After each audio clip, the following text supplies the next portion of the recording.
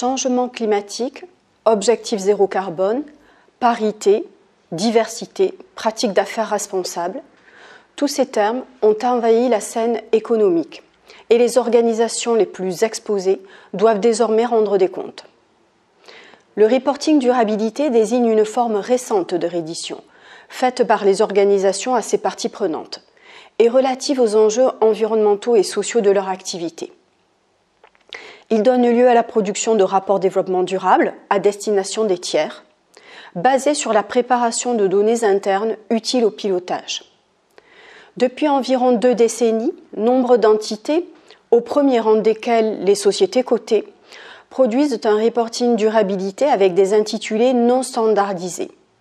Communication sociétale ou développement durable, reporting sur la responsabilité sociale de l'entreprise ou encore données ESG pour environnemental, social et de gouvernance.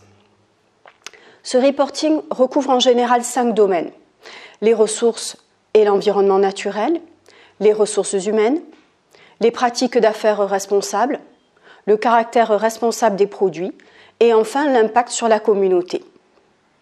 Ces informations RSE constitueraient un complément au reporting financier traditionnel qui, lui, est centré par nature sur la seule dimension économique. Initialement volontaire, il a fait l'objet de nombreuses études dans le champ de la comptabilité environnementale et sociale. Ces études ont mis à jour des stratégies de divulgation visant à compenser de mauvaises performances environnementales, autrement appelées greenwashing.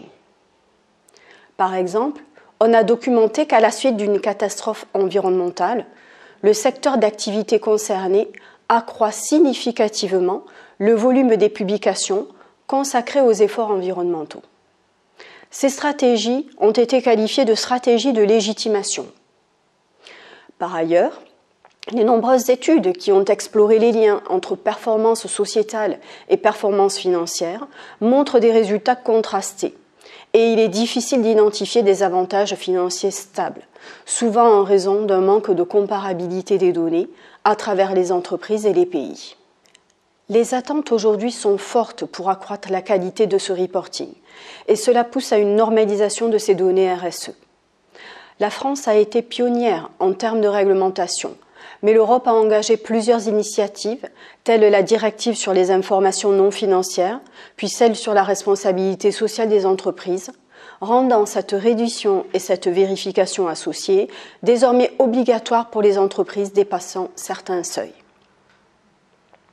Pour l'heure, l'Europe, l'IASB en tant que normalisateur international et les États-Unis ont engagé séparément la création de normes de reporting durabilité.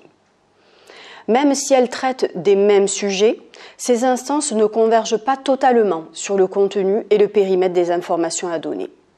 L'Europe promeut un principe de double matérialité qui vise à examiner l'impact des enjeux RSE sur l'activité de l'entité, mais également en retour l'impact de l'entité sur son environnement. En revanche, l'IASB et les États-Unis préconisent de se limiter aux conséquences identifiées pour l'entité. Une question qui se joue est celle de la connexion entre le reporting financier et le reporting sociétal, et plus largement du rôle que peut jouer la comptabilité dans la transition écologique. De nombreux débats vont s'ouvrir dans ce domaine, encore secondaire de la comptabilité, mais le reporting durabilité va sans aucun doute devenir l'un des chantiers prioritaires des directions financières et des professionnels de la comptabilité dans les années à venir.